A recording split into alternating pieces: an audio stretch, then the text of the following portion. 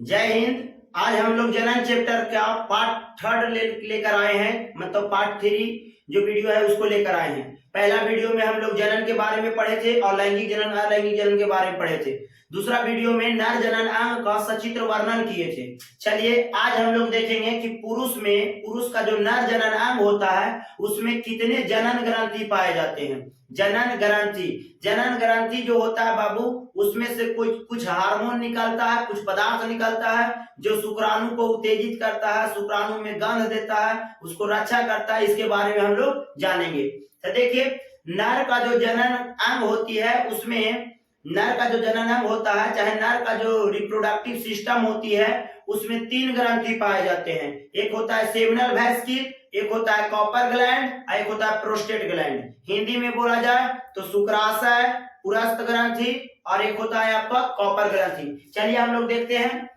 ये जो देख रहे हैं दो मोटी मसाल वाली रचना होती है, जो लंबी मसाल वाली रचना होती है, इसको हम लोग शुक्राशय कहते हैं।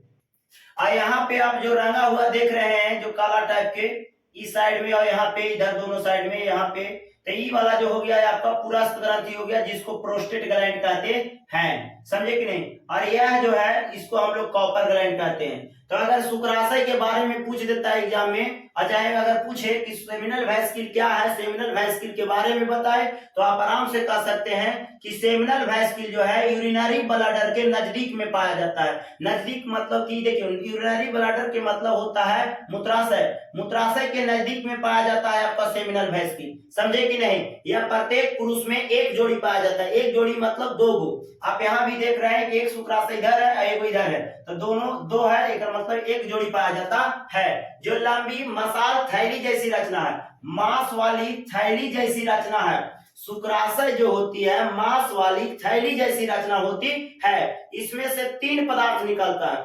शुक्राशय में से कितने पदार्थ निकलता है? तीन पदार्थ। मतलब सेमिनल वैस्किल में से तीन पदार्थ निकलता है। एक आपको निकलता है फ्रुक्टोस, एक निकलता है फ्रुक्टोस, एक निकलता है साइट्रेट और एक निकलता है इनोसिटोल निकलता है। ये तीनों पदार्थ जो है से शुक्राणु को सक्रिय करता है। शुक्राणु को क्या करता है? सक्रिय करता है। सक्रिय मतलब उत्तेजित करता है। समझे कि नहीं? तो अगर आपसे पूछा जाए कि सेमिनल वैस्किल का क्या काम है, सेमिनल वैस्किल जो क्या है, तो आपको आराम से बोलना है कि मूत्राशय के ठीक नीचे नजदीक में पाया जाता है सेमिनल वैस्किल। सेमिनल वैस्किल से तीन पदार्थ निकलते हैं, फ्रुक्टोस, साइट्रेट और इनोसिटोल। ये तीनों पदार्थ जो है से शुक्राणु को उत्तेजित करने का काम करता है। चलिए अब हम लोग देख लेते हैं अगला ग्रंथि जो है से आपका पुरस्थ ग्रंथि है। पुरस्थ ग्रंथि इंग्लिश में बोला जाए तो प्रोस्टेट ग्लैंड।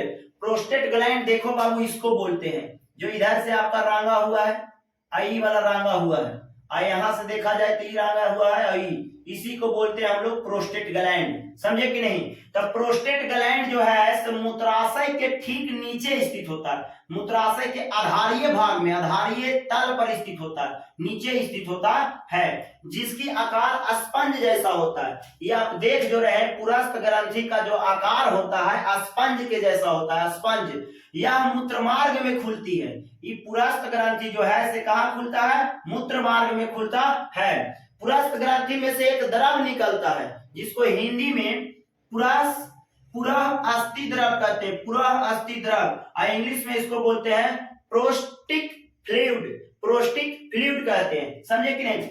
यह प्रोस्टिक फ्लूइड जो होता है ना, सफेद रंग का होता है, सफेद रंग का मतलब व्हाइट कलर का होता है, पतला और अम्लीय होता है, पतला और अम्लीय होता है, सफेद कलर का। समझे कि नहीं? यह वीर्य में एक प्रकार का गंध उत्पन्न करता है। शुक्राणु जो होता है ना, वीर्य माने उसको इंग्लिश में सेमेन कहते हैं। तो सेमेन में एक विशेष प्रकार का गंध मतलब सेंट उत्पन्न करता है। समझे कि नहीं? तथा स्पर्म को सक्रिय करता है। और ये प्रोस्टिक फ्लूइड जो है ना, गंध के साथ साथ स्पर्म को भी सक्रिय करता है और उसमें गति प्रदान करता है। शुक्राणु जो गति करता है ना, तो यही फ्लूइड के कारण। अगर ये फ्लूइड नहीं रहेगा तो शुक्राणु जो है माने सेमेन जो है, शुक्राणु को स्पर्म कहते हैं और सेमेन को वीर्य कहते हैं, तो उसमें गंध उत्पन्न नहीं होगा अगर ये फ्लूइड नहीं रहेगा तब। और यह शुक्राणु को सक्रिय करके उसमें गति करता है। समझे कि नहीं?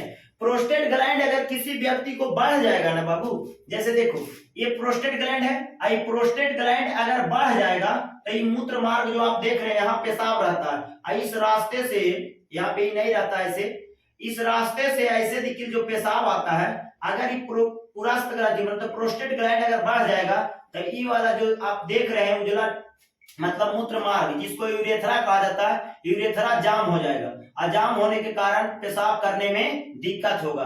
तो जब पेशाब करने में दिक्कत होता है तो लोग फिर डॉक्टर के पास जाते हैं, तो डॉक्टर उसे शल्य चिकित्सा करके मतलब ऑपरेशन करके और यहाँ से जो है पुरस्थ ग्रंथि को मतलब प्रोस्टेट ग्लैंड को बाहर निकाल देता है। डॉक्टर क्या करता है, प्रोस्टेट ग्लैंड को बाहर निकाल देता है।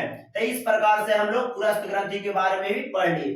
तो पुरस्थ ग्रंथि में से कौन सा द्रव निकलता है, तो प्रोस्टिक द्रव। यह द्रव का काम क्या है बाबू, तो इस द्रव का काम है कि शुक्राणु में एक विशेष प्रकार का गंध उत्पन्न करना और शुक्राणु को सक्रिय करना और गति करना। समझे कि नहीं। अगला समझिए हम लोग, अगला जो होता है कॉपर ग्रंथि होता है। अगला क्या होता है, कॉपर ग्रंथि। समझे कि नहीं, कॉपर ग्रंथि। कॉपर ग्रंथि जो है प्रोस्टेट ग्लैंड के ठीक नीचे स्थित होता है। आप देख भी सकते हैं, रटना कुछ नहीं है। यहाँ पे आप देखिए इसको प्रोस्टेट ग्लैंड कहा जाता है। अब प्रोस्टेट ग्लैंड के ठीक नीचे ई वाला जो देख रहे हैं यही कॉपर ग्रंथि है। तो आप इसको आप आसानी भाषा से बोल सकते हैं कि कॉपर ग्रंथि जो है प्रोस्टेट ग्लैंड के ठीक नीचे स्थित होता है, नीचे स्थित होता है, जो मूत्र मार्ग में खुलती है। यह जो है बाबू से मूत्र मार्ग में आकर के खुलता है। तो कॉपर ग्रंथि में से भी एक क्षारीय द्रव निकलता है, बेसिक फ्लूइड निकलता है। समझे कि नहीं। तो कॉपर ग्रंथि में से एक क्षारीय द्रव निकलता है। क्षारीय मतलब समझ रहे हैं, अम्ल और क्षार जो केमिस्ट्री में पढ़ना है वही क्षारीय द्रव निकलता है।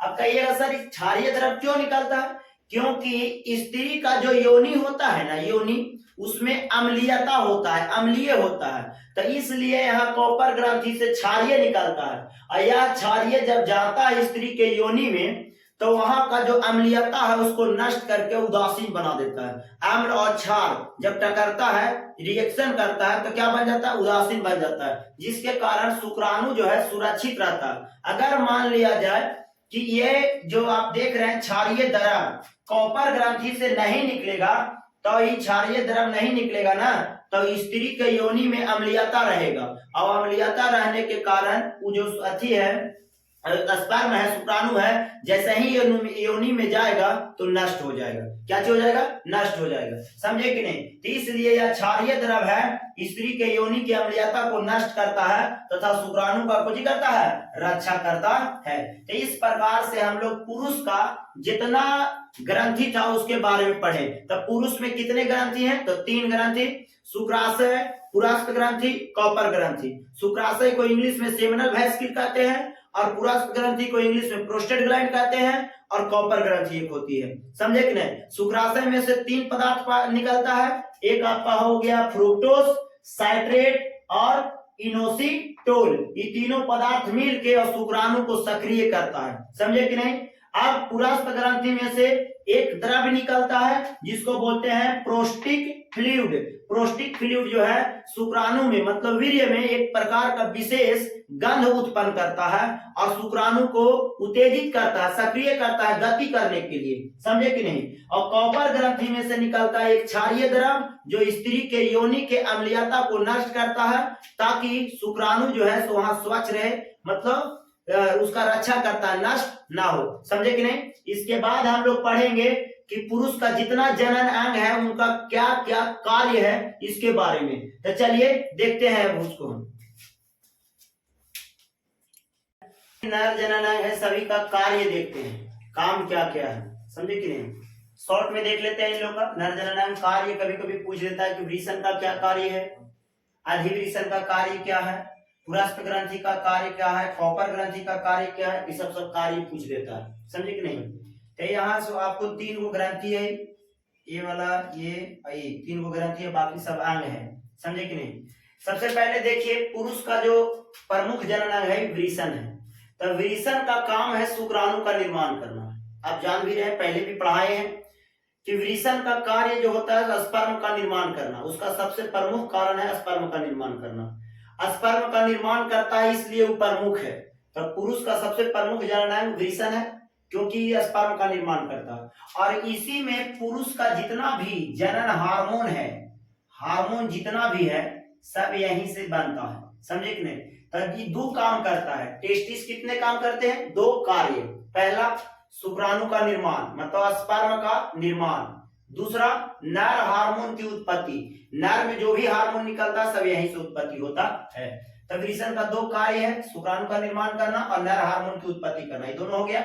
चलिए अधिवृषण देख लेते हैं। अधिवृषण इसको बोला जाता है, जो पढ़ा दिए पहले। तो अधिवृष इसमें शुक्राणु बनता है, वृषण में शुक्राणु बनता है और यहाँ शुक्राणु जमा होता है, जमा होकर परिपक्व होता है और निषेचन योग बनता है, माने कि शुक्राणु बनता यहाँ है लेकिन जमा यहाँ होता है। तो एक आपसे पूछेगा अधिवृषण का कार्य क्या है, तो कहिएगा अधिवृषण में शुक्राणु जमा होती है, अधिवृषण में शुक्राणु क्या होता है, जमा होती है, और शुक्राणु परिपक्व होता है तथा निषेचन के लिए सक्रिय होता है, यही काम है इसका।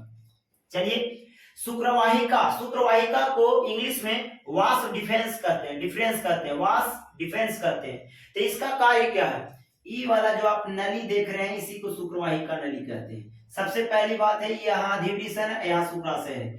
अधिवृषण और शुक्राशय को जोड़ने का काम करता है, यहाँ से ले जाके इसे जोड़ दिया और यहाँ से लेके ये वाला ले जाके इसे जोड़ दिया यहाँ पे।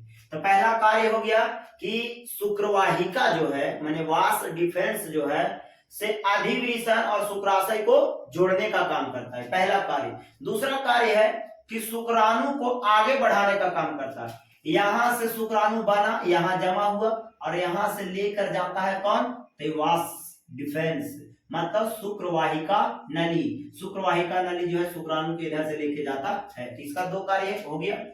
चलिए अब हम लोग देख लेते हैं शुक्राशय। शुक्राशय को इंग्लिश में बोलते हैं सेमिनल वैस्किल। सेमिनल वैस्किल से तीन पदार्थ निकलता है, तीन वो पदार्थ निकलता है। पहला है फ्रुक्टोस, दूसरा साइट्रेट और तीसरा इनोसिटोल, इनोसिटोल निकलता है। ये तीनों पदार्थ मिल करके और शुक्राणु को सक्रिय करने का काम करता है। शुक्राणु को सक्रिय करता मतलब उत्तेजित करता है। तो आप जान गए होंगे कि सेमिनल वैस्किल से तीन पदार्थ निकलती है, फ्रुक्टोस, साइट्रेट और इनोसिटोल। ये तीनों पदार्थ जो है शुक्राणु को सक्रिय करने का काम करता है। चलिए आगे देख लेते हैं पुरस्थ ग्रंथि। पुरस्थ ग्रंथि को इंग्लिश में प्रोस्टेट ग्लैंड कहते हैं, जो आपका ई वाला है प्रोस्टेट ग्लैंड, यहाँ पे ध्यान दो, पढ़ाई अभी। तो प्रोस्टेट ग्लैंड है, इसमें से प्रोस्टिक फ्लूइड निकालता है। क्या निकालता है, प्रोस्टिक फ्लूइड, हिंदी में बोले तो पुरस्थ द्रव निकालता है, पुरस्थिक द्रव निकालता है। पुरस्थ द्रव कह सकते हैं, प्रोस्टिक फ्लूइड कह सकते हैं इंग्लिश में। तो प्रोस्टिक फ्लूइड निकालता है। ये प्रोस्टिक फ्लूइड का काम क्या है, शुक्राणु में गंध उत्पन्न करना। शुक्राणु इसको देखिए, शुक्राणु यहाँ बनता है लेकिन यहाँ से शुक्राणु ऐसे निकल जब जाता है ना यहाँ पे, तो यहाँ से शुक्राशय से निकलता है द्रव, ये तीनों द्रव, ये तीनों द्रव जो है से शुक्राणु में मिल जाता है और उसके बाद पुरस्थ ग्रंथि में से निकलता है प्रोस्टिक फ्लूइड, वो मिल जाता है और उसके बाद में कॉपर ग्रंथि में से निकलता है क्षारीय द्रव, वो मिल जाता है और सभी द्रव मिलने के बाद में यह स्पर्म नहीं रहता है, वीर्य हो जाता है। तो वीर्य को इंग्लिश में सेमेन कहते हैं। तो पूछा जाता है कभी कभी क्वेश्चन कि सेमेन किसे कहते हैं, तो आप कहिएगा कि जब स्पर्म में शुक्राशय से निकलने वाली द्रव और पुरस्थ ग्रंथि से निकलने वाला द्रव और कॉपर ग्रंथि से निकलने वाला द्रव, ये तीनों जब मिल जाती है तो उसे सेमेन कहा जाता है, समझे कि नहीं। तो चलिए प्रोस्टेट ग्लैंड में से जो द्रव निकलता है उसे प्रोस्टिक फ्लूइड कहते हैं। यह सबसे पहले शुक्राणु मतलब वीर्य को गंध उत्पन्न करता है और सक्रिय कर देता है। चलिए अब हम लोग कॉपर ग्रंथि देख लेते हैं। कॉपर ग्रंथि में से क्षारीय द्रव निकलता है, क्षार निकलता है, क्षार जैसा द्रव निकलता है। वो क्षारीय द्रव का काम है कि स्त्री के योनि में जो भी अम्लीयता रहता है, अम्ल रहता है, उसको नष्ट करके उदासीन बना दे। काहे उदासीन बनाएगा, काहे कि जब पुरुष का शुक्राणु स्त्री के योनि में जाएगा ना तो नष्ट ना हो, क्योंकि अगर स्त्री के योनि अम्ल रहेगा और यहाँ से शुक्राणु जाएगा तो नष्ट हो जाएगा। इसलिए शुक्राणु में रहता है आपका क्षारीय द्रव, ये क्षारीय द्रव जा करके अम्लीयता को नष्ट कर देता है और शुक्राणु को रक्षा करने का काम करता है। चलिए अब पुरुष का जो शिश्न है, शिश्न जो आपको देख रहे हैं बेलनाकार रचना, जैसे ऐसा आकार होता है, बेलनाकार रचना होती है। तो इस शिश्न का कार्य क्या है? तो इस शिश्न का कार्य है सिर्फ पुरुष के शुक्राणु को स्त्री के योनि तक पहुंचाना। पुरुष के शुक्राणु को स्त्री के योनि तक पहुंचाने का काम करता है शिश्न। समझे कि नहीं? शिश्न को इंग्लिश में पेनिस कहते हैं। तो पेनिस जो होती है पुरुष के शुक्राणु को स्त्री के योनि तक पहुंचाने का काम करता है। समझे कि नहीं? तो वृषण जो है दो काम करता है, शुक्राणु का निर्माण करता है और हार्मोन का उत्पत्ति करता है। उसके बाद में आपका चल जाइए, अधिवृषण जो है शुक्राणु को जमा करता है, परिपक्व करता है और सक्रिय बनाता है निषेचन के लिए। शुक्रवाहिका नली जो है से आपका अधिवृषण मतलब एपिडिडाइमिस और शुक्रवाहिका नली को जोड़ती है, शुक्रवाहिका नली को जोड़ती है और शुक्राणु को ले जाने का काम करता है। शुक्राशय में से 3 पदार्थ निकलता है, फ्रुक्टोज, साइट्रेट और इनोसिटोल। ये तीनों पदार्थ जो है शुक्राणु को उत्तेजित करता है, माने सक्रिय करता है। उसके बाद में से निकलता है आपका पुरस्थ ग्रंथि और से निकलता है आपको प्रोस्टिक फ्लूइड। प्रोस्टिक फ्लूइड जो है वीर्य में विशेष गंध उत्पन्न करता है और वीर्य को उत्तेजित करता है गति करने के लिए। समझे कि नहीं? उसके बाद में हो गया आपका कॉपर ग्रंथि, उसमें से निकलता है क्षारीय द्रव जो स्त्री के योनि की अम्लीयता को नष्ट करता है और शुक्राणु को रक्षा करता है। उसके बाद में पुरुष का जो पेनिस होता है, पेनिस हिंदी में बोलते हैं शिश्न। ये शिश्न जो है से पुरुष का शुक्राणु को स्त्री के योनि माने वैजिना तक पहुंचाने का काम करता है। योनि को इंग्लिश में वैजिना कहते हैं। समझे कि नहीं? चलिए नेक्स्ट वीडियो में हम लोग देखेंगे फिर कि स्पर्म क्या है, स्पर्म के बारे में पढ़ेंगे।